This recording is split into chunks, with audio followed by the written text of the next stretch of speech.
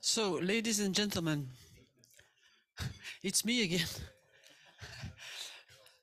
So normally you should imagine taco or meal blank, but you will have to do it with me. So the reason why I just motivated you to get back into the room is that we have Professor Bart Preneel on the line because he's in Japan, I think, Bart. Just not if it's okay. That part is already, it's not fake news. That part is already correct. Bart is a full professor at KU Leuven. He leads there the COSIC research group, which has 100 members. He's also a member of the permanent stakeholders group of ENISA, an Academy Europea, and the knowledge center of the new Belgian Data Protection Authority.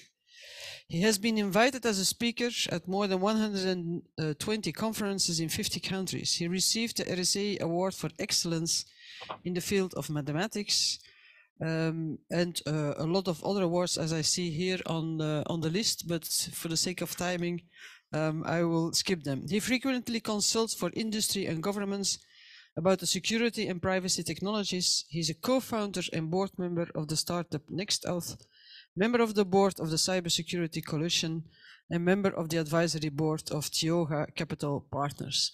Bart, I leave you the word for your thoughts. Good, I get started then. So apologies that I cannot be with you in person today. After 2 years of pandemic, you must all be bored looking at talking heads at screens. But apparently some of you still want to do this, and I'll try to make the best of it. As mentioned in the introduction, I'm currently at a conference in Tokyo on actually some topics I will mention later in the talk. So the title of my talk today is Cybersecurity and AI, a match made in heaven. It's the AI week and a special day on cybersecurity. So I thought it was appropriate to touch on the two topics. And I also know that there is a panel later today on this topic. I try to explain in this talk what the role of AI can be in cybersecurity, but also vice versa, how cybersecurity can help AI. And both topics actually are part of research at the University of Leuven. So I guess we all moved our data to the cloud. This is something that started about 15 years ago. And an important thing to remember there is that the cloud is someone else's computer. So we somehow have made things more convenient with cost savings. We've made things more elastic, adaptive, but also we may have probably lost some control over our data, and this legal debate is still ongoing. Now, technology development, which was started about 25 years ago, is the Internet of Things. And I still remember vividly that in 2010, the announcement by all the big actors were that by 2020, we would have 50 billion devices on the IoT. The reality is a bit less optimistic, but this year we may cross or come very close to the 20 billion boundary compared to about 10 billions for fixed machines. And so as you see on this graph, more realistic predictions now predict 30 billion for 2025. And so maybe by 2030, we may actually end up with something like 50 billion devices online. And of course, these devices produce a lot of data. This talk is about AI. I guess I don't have to say too much about this, but I guess we all have a basic understanding that machines are becoming more and more like humans, and they're able to do more and more things that look like what humans are doing. AI is not new. The term was coined a long time ago, and the Turing test, the first test to decide whether or not computers were as intelligent as humans, was coined or was invented by Alan Turing in 1950. And maybe most of you know that in 1965, the first chatbot, Eliza, was created. Then there was a bit of a dark period of AI called AI winter, when the progress was much slower. But then at the end of the 90s, things sped up again. IBM beat the world champion in chess with Deep Blue. And then about 10 years ago, 15 years ago, we saw deep learning really becoming feasible because of large data sets on the one hand, actually more computational power on the other, and then novel ideas and algorithms. We saw Google building a computer that could actually learn itself how to play Go better than any human. And we started to be able to recognize objects and humans in pictures better than humans can do it themselves. And I don't even mention on this slide here the most recent developments in generative AI, where computers can produce text that actually looks like it's written by an expert. It's not always true, but at least it looks very good and it looks very fluent. Of course, this will have major implications on society, and I'm not going to go into detail on all the aspects of this slide, but more or less more and more data will be available, and we try to optimize society and make more smart decisions in terms of mobility, in terms of trade, in terms of agriculture. Today, I want to focus mostly on cybersecurity and the implications of AI on cybersecurity and vice versa. But nobody doubts that the implications will be major, and that in 10 years from now, the society will look very different from the society today. So to start this talk, I'll just give a very high-level outline of cybersecurity threats, not too technical or detailed. And then I will have a bit of explanation how AI can help cybersecurity and is already helping cybersecurity. Then we kind of turn the tables and we explain how attacks can be developed on AI systems and what the problems are of those, and the implications of all these developments on our social responsibility. I want to end up with a positive note and how to show how some innovative new technologies called computing on encrypted data actually allow to make AI systems more privacy friendly and also more secure. So as I mentioned, we have massive data quantities, we have sophisticated processing, and we have distributed systems, which means computers are everywhere, or if we take the definition of the famous computer scientist Nancy Lampert, a distributed system is a system where I can't get my work done because the computer has failed that I've never even heard of. So machines are now everywhere, they're disappearing, networks are connecting them, concepts of border or location have no sense anymore. And so this is actually has an enormous potential in automating society, in getting rid of routine jobs, in making everything better. But of course, there is also a flip side. There is cybersecurity challenges and privacy challenges that come with these developments. So the first cybersecurity problems emerged in late 70s, early 80s with the first hackers. And it's for people mostly doing this for bragging rights. Today, hackers are actually very well paid, and they're very often hired by companies, the white hats, to actually assess security of systems. And then in the 90s, we started doing commerce online and business, and then crime moved online. So we got organized crime and a criminal ecosystem developing slowly in the 90s. And today we have a very powerful and developed ecosystem for cybercrime, where more or less all the crimes we had in the physical world have now moved to the cyber world. And there is also specialization and optimization, and it's a global industry. And it's a difficult challenge to fight those. We saw also, of course, insider attacks. They're very powerful actors that can also have reasons to attack systems. Also in the 90s, we saw development of nation states that gradually started developing their intelligence capabilities. It was limited to intercepting communications and signals that moved more and more to the internet and hacking computers and taking control of devices. A lot of these developments were revealed by the Snowden revelations now 10 years ago. And of course, this shows that now also nation states are active, not only for intelligence, which doesn't mean just listening, but also hacking, but of course also for cyber warfare. And then finally, we saw also social movements and hacktivists getting online and hacking systems for getting political attention. So the most recent trend is that all these things came again above water, because organized crime, insiders, and intelligence services, they're mostly underwater. The hacktivists, of course, want to be visible. And so we've seen now in the last decade increasing incidents of cyber war, and what's happening in Ukraine is, of course, a high visible aspects of this. We saw several attacks already 2016, 2017 on the energy infrastructure. Today, the physical structure is probably worse, but it's clear that at this stage also war is being fought in cyberspace. So the landscape has changed completely.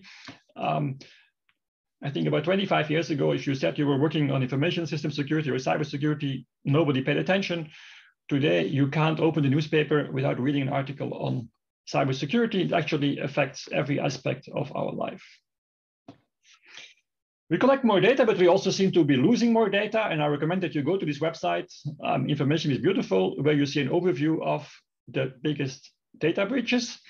So the bigger the bubble, the bigger the breach. And so if you look, this is just from the last few years, you see ever-growing bubbles with hundreds of millions of data items getting lost.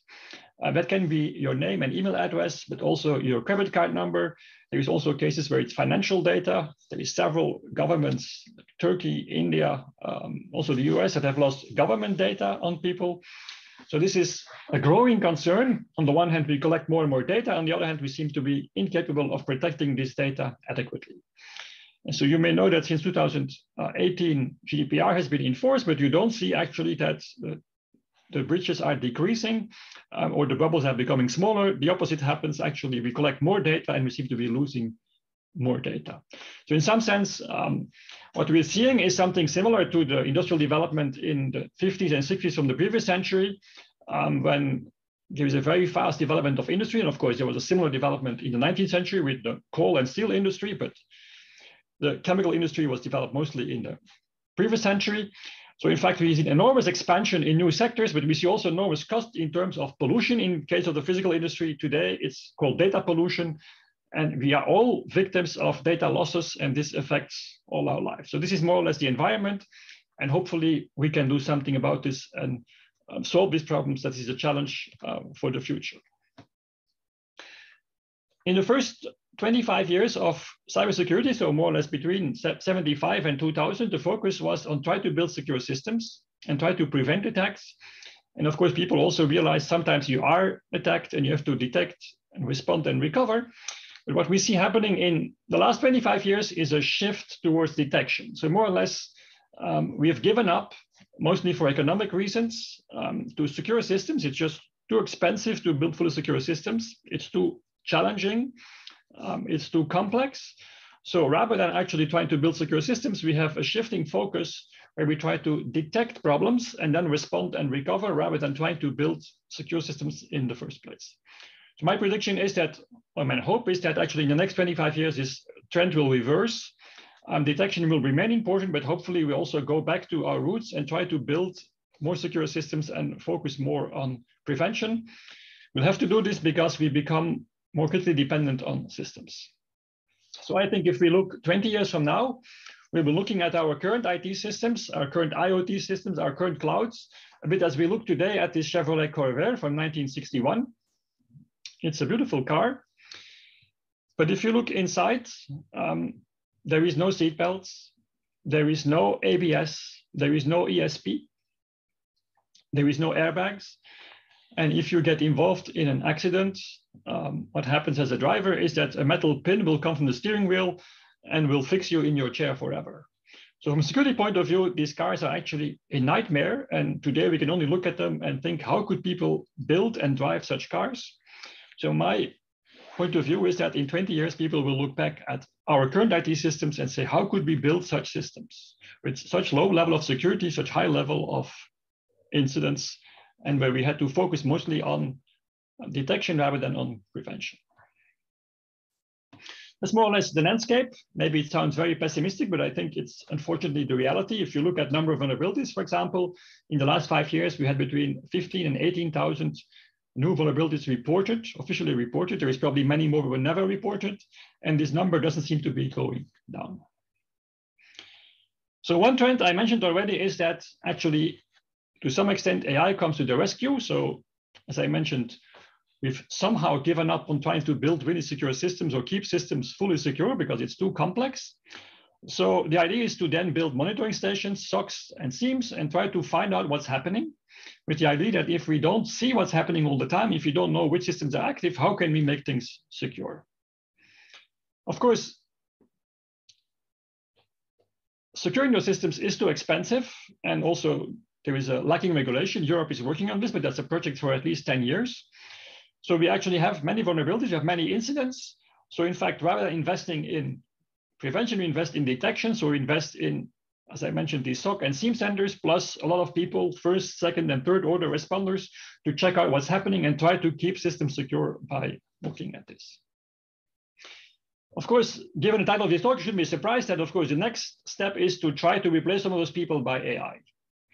So we try to actually apply machine learning and try to learn what is normal behavior of a system, what is deviating behavior, how attackers work. And this way we can make those systems hopefully cheaper and more efficient, because we have computers doing the boring task of looking at hundreds of screens where millions of data items pass. Computers are much better at this than actually humans, and they don't get tired, they don't strike, they don't need overpay and so on. So it's clear that this is enormous space here for automation, and AI has jumped in this space and has played a very important role. So AI facilitates the shift from prevention to detection on the one hand, but I guess, as I will see, I don't think in the long run it will be sufficient to keep us safe. But if you look at cybersecurity today, and I could give a whole talk just only on this topic, there is enormous progress, and many items or many aspects of cybersecurity, technical aspects, would be impossible without AI. For example, malware detection. The game is not to detect a virus or ransomware, because these viruses and ransomware mutate all the time, they change all the time, so you can't detect a fixed object. You have to learn how these objects behave and try to predict their behavior, and again, AI is very suitable for this. Finding vulnerabilities, detecting fraudulent transactions, detecting phishing emails, detecting intrusions in networks, and data loss prevention to try to see when information leaks. And all these are cases where there is a huge amount of data available.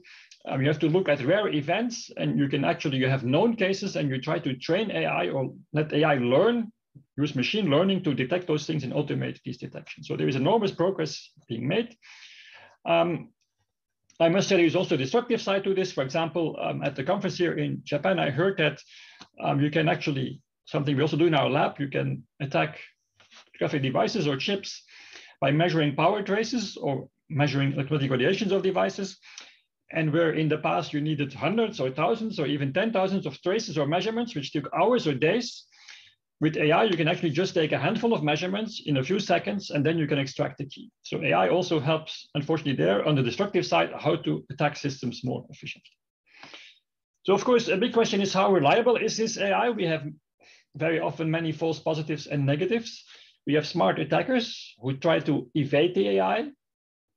And so the question is, how good are they? And more or less what is happening there, as we will see, is an arms race. So definitely, there is a lot of research happening also in Belgium. I know also in Axel Leguet's team, but also at KU Leuven, for example. Axel works on malware detection. We work on data from Safe on Web with CCB, and we try to analyze, this is my colleagues in DistriNet, try to analyze what you can learn, which domains are malicious, and how to actually predict for future domains which will be malicious as well. So try to be better at detecting phishing emails and detecting bad emails. Of course, AI has also other implications, namely all this data mining we do. It, of course, is there for economic efficiency. It is there as well on a large scale to make all systems free, because as you know, at least as a private consumer, many systems are free. Gmail is free, Maps is free, Facebook is free, or Meta, Twitter is free.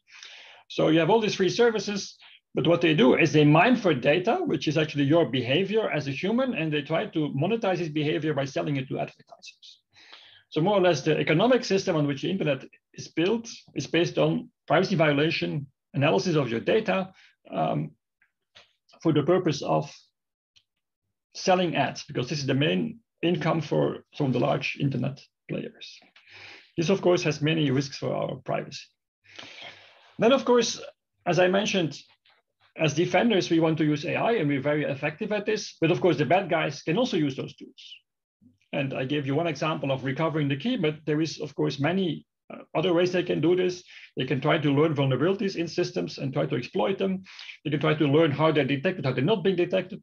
So more or less, if you can learn something, and also attackers can use this and can exploit this. AI can also become itself a target. I'll come back to this. AI is also a privacy risk. I already showed you the cartoon illustrating this. And there is actually risks beyond that, beyond cybersecurity or privacy, namely fairness in terms of AI. I will not say too much about this, but a few things.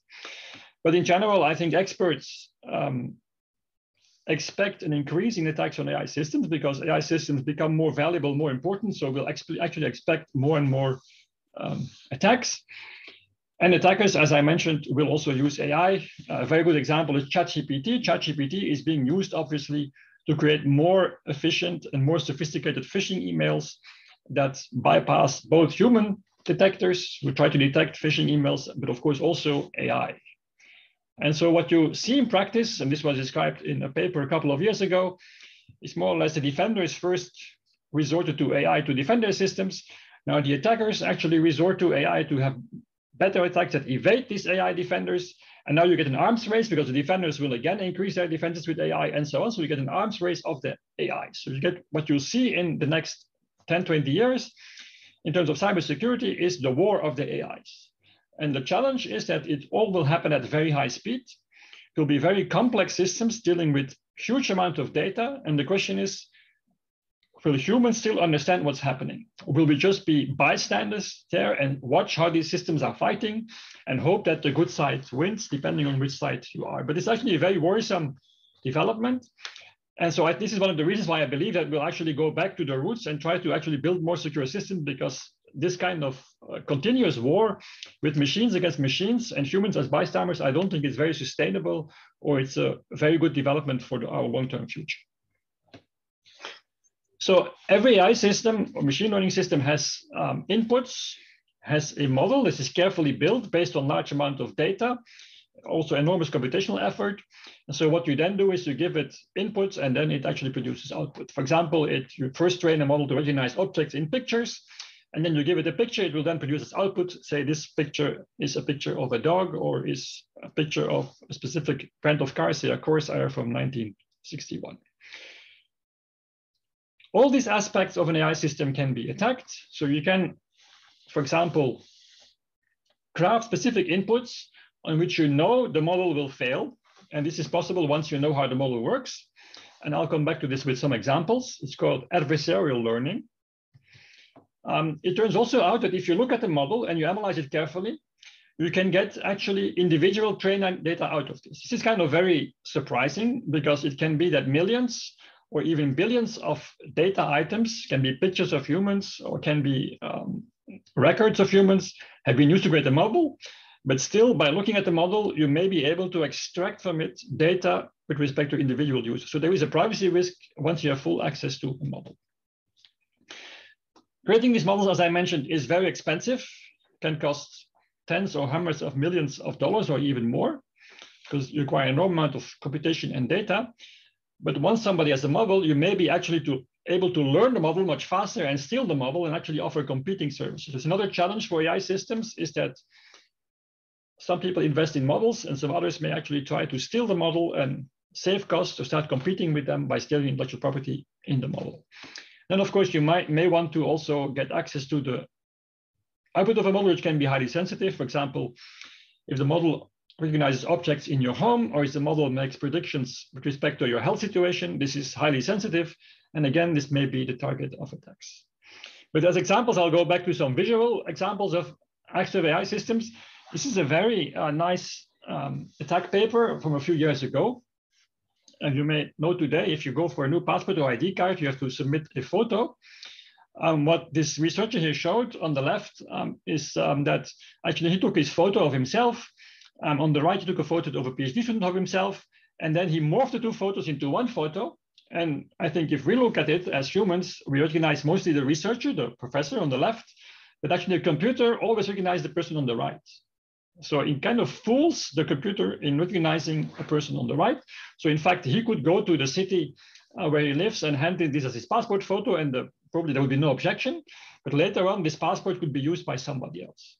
So as a consequence, in several countries, including Germany, it's now forbidden to submit your own passport photo. And actually, the photo has to be made at the city itself, because these kind of morphing attacks are a big threat to identity cards and passports. So now something about adversarial learning. So 9 years ago, it was discovered that actually you have a number of pictures. You see on the left of the slide of a bus or of a chicken or of a temple in India or a dog. And what you can do is you can add a little bit of noise. So this is the middle picture. And then what you get is the right picture. And to us humans, these pictures look all the same. If you would give the left picture to a computer, it would say, this is a bus, this is a chicken, this is an Indian temple, this is a dog, we'd have no problem. But once you add the noise, in fact, the computer will recognize all these objects. The right photos will all be determined to be an ostrich. The computer will even say that he's very sure, more than 90% sure, that this is really an ostrich. So in fact, these algorithms can be fooled by an adversary that changes the picture in a very clever way. And so while the algorithm is very good, in fact, it turns out that the algorithm is terrible. So compare this to a human. If you teach a 3-year-old kid what an elephant looks like, then you can show it many pictures of elephants, and the kids will always recognize this. And it will not be the case if you add a bit of noise to the picture, the kid doesn't see it anymore. But for computers, it's very different. They're very good at recognizing elephants, but if you add a little bit of noise, suddenly it will think it's another object. And we're still in the process of fully understanding what this problem is. This is a more spectacular example. You can follow the link. You'll get my slides later on. This is actually a 3D model made with a 3D printer. And to all humans from all corners, it looks like a turtle, but to a computer, it looks like a machine gun.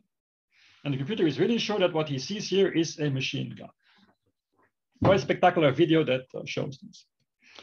Now, to come back to the first example, so what researchers showed is you can actually take traffic signs and make a small change.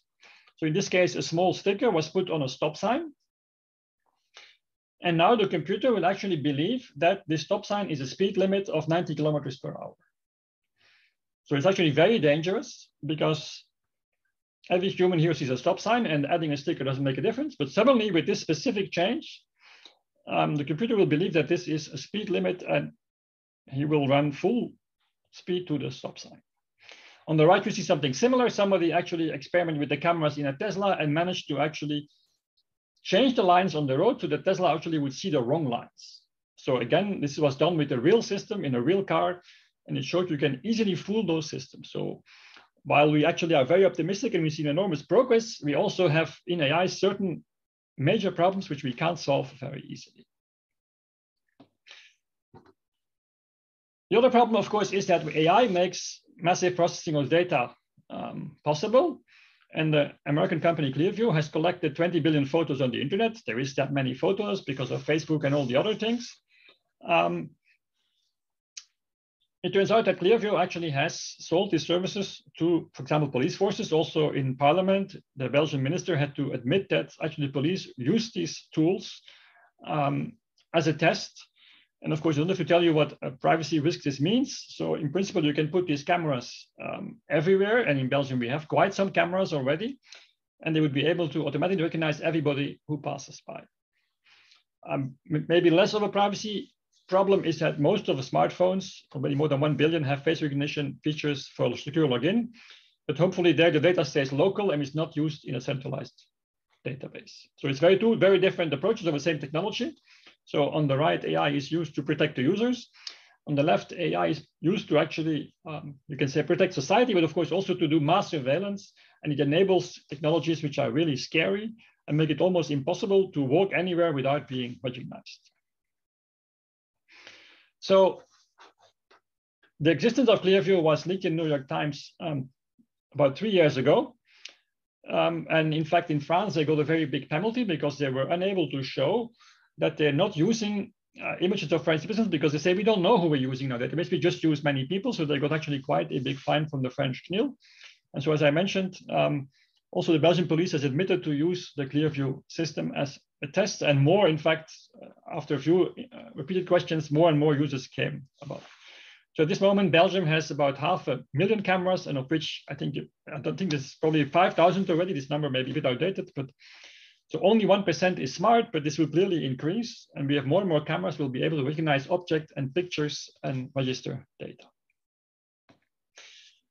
Next step is recognizing emotions. This is something that we can also do with AI. And maybe it's not so nice if your boss knows that on so many times of the day you came in and you were in a good mood or a bad mood, or you look too tired, or of course there is big benefits if you want computers to adapt to humans, but of course there is again a big risk that computers try to exploit our emotions, or maybe your employer tries to exploit your emotions. So in general, we have to be very careful that with all these great technologies, we're not building a panopticon. So on the one hand, the cybersecurity challenges and the physical security challenges make it very attractive to actually start mass surveillance, to protect our borders, to protect our cities, to protect traffic. And of course, there was also similar systems in COVID times. But so the real risk is that actually create a mass surveillance society, a panopticon, where AI technologies make it possible to scale all these things to a very large scale, to millions or even billions of users. While in the past, governments could actually limit surveillance because the budgets to do surveillance was limited. Now it can scale to a very large scale. So I think this brings us to social responsibility. So there is some very interesting studies. For example, the book by Cathy O'Neill on weapons of math destruction, in which she shows that actually many of these AI systems can be unfair. And a very simple and well-known example is Google arrived about 10 years ago very proudly with the fact that they could recognize objects in pictures. It turns out that African Americans were recognized as gorillas, which clearly shows that there is discrimination in this. It's a whole area of research, also related to predictive policing and all the other things. There is bias in the data, there is bias in the algorithms. And so we actually may build computers that take unfair decisions. So I think in general, the people in physics, they understood after the nuclear bomb that actually maybe not everything that they can do should be done. I think in computer science and in AI and also in cybersecurity, so far we've been in this mode, like let's do more things and more cool things. But I think we should probably start thinking about what we are building and what we're not building. And we should probably have the slogan, just because you can doesn't mean you should. So we really should start being very careful, both in cybersecurity and privacy, what kind of systems we're building, because we can actually change the values in society. In terms of AI, Europe actually has come in action. Europe has an AI Act in preparation. They have ethics guidelines for trustworthy AI. So the debate is happening there. For example, there would be bans on social sorting and manipulation, real-time biometric identification. So the use of cameras like Clearview systems would probably be banned in Europe. So but I think in general, we have to think how technology, and this is applying to both AI and cybersecurity, can be applied to reflect the values of our society. So fairness is important, accountability, but also transparency, especially of those with a lot of power. I think we have to go back from this pollution principle. As you know, we had the pollution, and when I grew up as a kid, all the rivers were polluted. And now there is a fight happening for 30 or 40 years to get our rivers clean again, to get more nature back in Belgium. I think something similar has to happen with data. We have to move away in some settings from big data and go again to data minimization and collect much fewer data, only the data we really need for systems. And we should really look to big data to some sense as pollution and reverse thinking and change how we deal with things. In the same way as industrial society developed without thinking about the environmental impact, I think the IT society developed without thinking about the data impact and the privacy impact. So I want to end on a positive note because as you say, as Immanuel Kant says, optimism is a moral duty. There's actually some very interesting technologies in cryptography that can help in making AI more secure. And cryptography historically was there to encrypt communications and store data. And so today, cryptography is a mass market product. My estimate is that there is about between 60 and 70 billion cryptographic devices. So you have in your pocket probably a car key, and you have an identity card, and you have some credit card, and an access badge to your company. And maybe you also have a clicker for your garage door.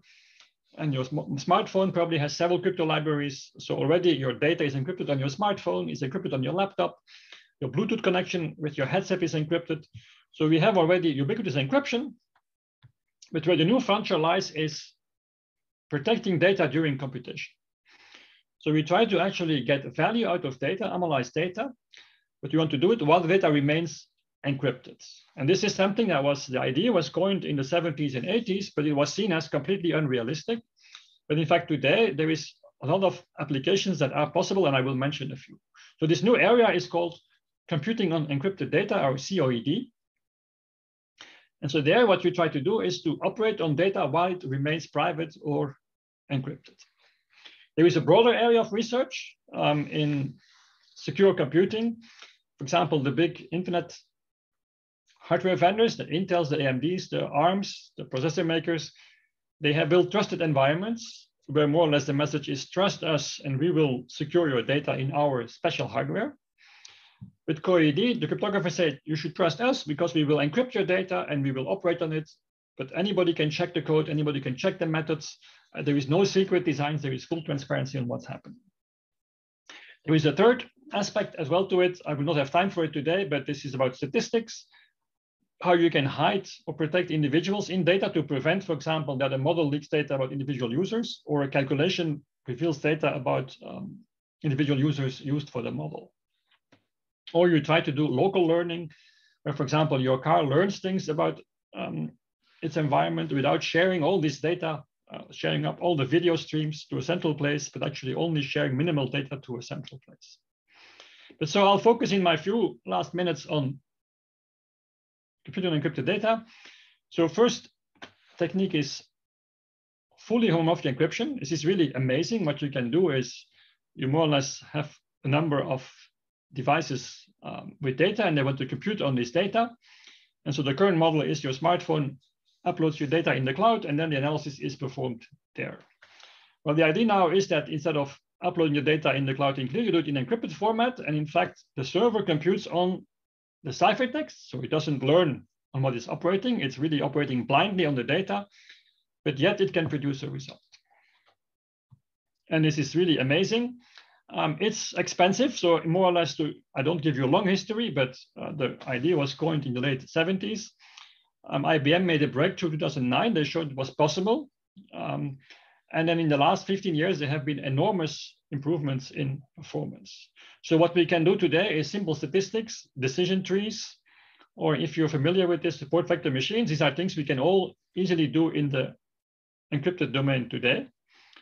But of course, what is hard is do things like neural networks, deep learning, or basic math like matrix inversion. Those things are still very hard to do in the encrypted domain. And there is a big research effort to improve this. The challenges are that your data blows up enormously. 1 bit can become 20 kilobit. And in general, some computations, as I show here, are actually still very expensive. So it's definitely not ready for plug and play. But there is a lot of investment now. There is startups, the large players, Google, Microsoft, Meta, they're looking at this and they're trying to apply it in a way to protect your privacy better. So there is lots of research challenges there. We should probably have new machine learning algorithms. Classification today is feasible. Training, this is still, I would say, in research. I just want to show you this statistics here, that when this concept was first realized by Craig Gentry in IBM, it took 30 minutes to compute a logical AND between 2 bits. Okay, so a French startup Zama 12 years later has been able to speed this up by a factor 100,000. And so including COSIC group, my colleague Professor Bauhede, but other researchers are now working to speed this up with further hardware, FPGAs or ASICs. The expectation is that by next year, we have another speed up by a factor 10,000. So overall, you see, we actually gain something which was completely infeasible. We gain 9 orders of magnitude in less than 16 years. And so it is clear that because of the enormous investments and the research efforts, there is progress there. We'll be able to actually really compute and encrypt the data in the next decade. So the first applications will emerge, first hardware will emerge. And this is something which is a very important development. Second development is already even closer to large deployment. This is multi-party computation. What you do there is you split your data in shares in such a way that each individual share gives you no idea about the data. So it's fully private, even if, for example, here you split your data in 3 shares for the 3 servers. Even if 2 servers could be compromised, you still have no information on the data. Any servers compute on your data, but in the meantime, they also have to do quite some exchanges. And this is the cost in MPC. There's quite some high data exchange between these servers. And then they spit out the answer. But so at no stage in the computation is there ever any private data available or visible in a single server. And so this is actually already much faster than FHE. So it's already rolled out in several applications. Players like Meta, so former Facebook, Google, but also Coinbase. There is quite some banks already that have rolled this out to protect their keys. So this is actually a technology that's quite mature. It requires quite some players, and there is many technical issues. So it's still not the case that you can take your application, download the library and plug it in. So I would say it's still a small R&D project to take an application, develop the protocol, implement the tools and work with it. But there is now lots of companies, again, that can help you with this. But so things, again, which were seen as science fiction in the 80s, today are feasible. I just saw today a presentation by JP Morgan. They use it, for example, to have secure trade of stocks. So banks don't want to actually reveal which stocks they're trading. And so JP Morgan now uses MPC to actually hide the data for JP Morgan and for the bank. So nobody actually knows who offers what. It's called inventory analysis. There is also dark markets. There is a lot of financial interactions where privacy is enormously important. And MPC actually allows you to compute on the encrypted data and not leak sensitive data of, in this case, the financial sector. But the same thing can be done with private data of users, for example, which websites you visit. Meta is developing solutions for this. So just to wrap up here, so this is the good news. So in fact, what we have to move to is, I guess, less data in the clear in big servers in the cloud, or the IoT should not send all this data to the cloud, because we know what happens. The data will be leaked, will be exposed. So one avenue is have trusted servers. This is available today. The problem there is mostly security. Many of those secure computing units have been hacked. One of the other lessons we've learned is that actually updating those trusted units is much harder than updating other things, because you can only update them today to the BIOS, and BIOS updates are very tricky. You can get them wrong very easily. So, but there, of course, you still have to trust the Intels, the AMDs, or the ARMs. The two technologies which are more cryptographic is MPC, where you have multiple servers. You have a high communication overheads, but you can do quite complex computations. And then FHE, which I think is the holy grail, where you really have a single server computing on encrypted data and giving you the results without ever leaking this. So my prediction is that both technologies will become very important in the next decades to protect our data better. And they will also work with AI. So they will allow you to compute data analysis, perform machine learning without anybody ever seeing the data. You still can get predictions on your data. You can also hide your algorithm in case your business model is your algorithm. So I don't have time to go into all the applications. It's time to wrap up here. So, but as I mentioned, there is lots of applications and startups. It's actually also amazing. There is lots of those startups are European, like ShareMind. Unbound was Israel. Zama is in France. Pertisia is in Denmark. So there is lots of activity also in Europe there. We have very good research. Also at KU Leuven, we're very active in this topic.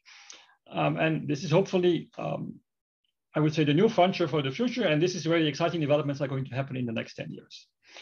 So time to wrap up. So AI will become increasingly important, also for cybersecurity. So AI will be a tool to make things more secure. But AI technologies themselves require protection. So actually, if you have AI systems, you very often have big data, you have sensitive models.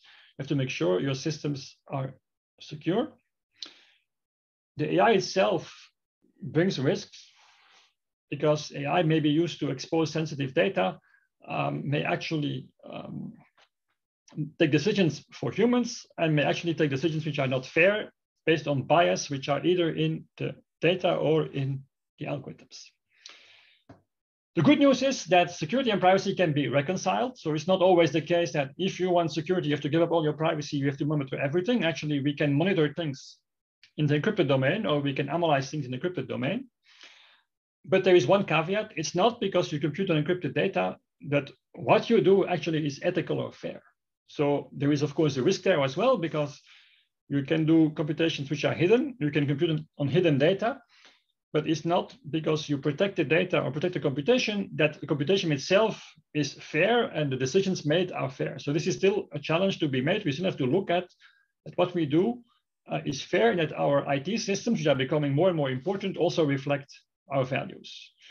I hope you found this interesting. Thank you very much for your attention.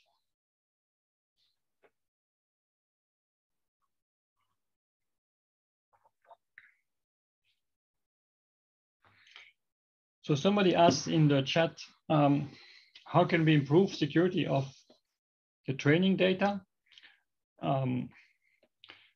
So I think definitely you can take basic cybersecurity hygiene measures. I think that's very important.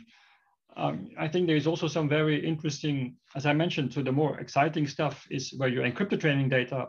In the future, hopefully we'll be able to train on encrypted data. We're still very far from this. I mean, this is still like, let's say, 3 to 5 years away. but this is a dream. But for example, some things I've seen which are very nice is if you want to organize an object in a picture, you can first do a pre-processing of your training data in such a way that a lot of information is already lost, but still enough to actually do the training. And so in that way, you can actually train on kind of first pre-processed data, and this is probably less sensitive.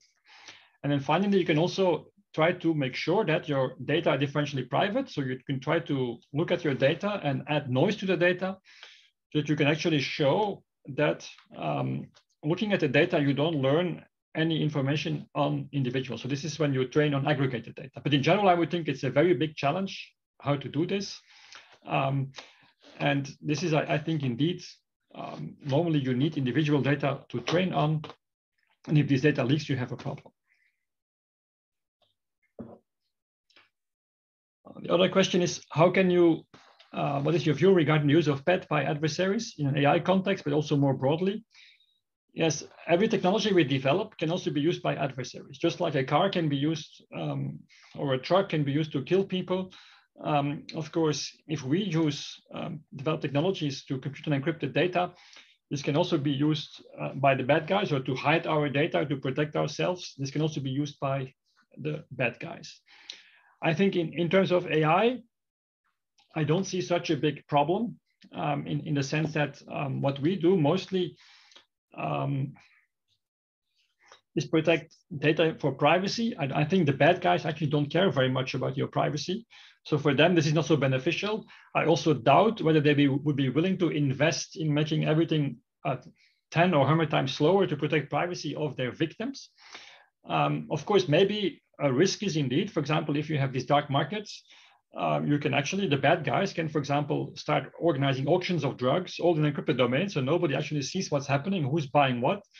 I think it's like with cryptocurrencies, all these technologies can be abused, and I think it's up to the regulator to intervene there. But we can, of course, not make technologies and prevent all abuses. But definitely, I think we should have pay attention to this and worry about this. Next question is, how could I comment on security of genetic data on the cloud? Well, the concern I have there is, in particular, long-term security. I didn't touch on this today, but of course, first you have to understand that if your data is in the cloud, you lose control over it. So if your data is not encrypted, I guess if you read the Snowden documents, you know that your data ends up with the NSA. And we also know that there is quite some collaboration between NSA and some other governments in Europe. The ones that are well documented are Germany and the UK, but I suspect that there is also others there. So I think putting your data unencrypted in the clouds, especially genetic data, I don't think it's a very smart idea. But even if you use encryption, a very specific problem of genetic data is that it's long-term security needed.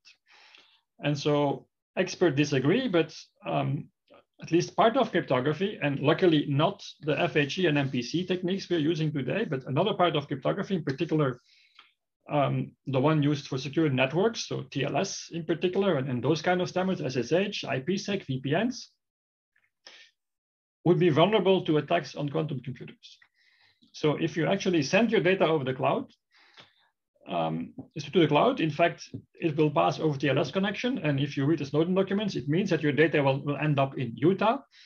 And so if eventually the NSA can build quantum computers, then they will be able to decrypt this data.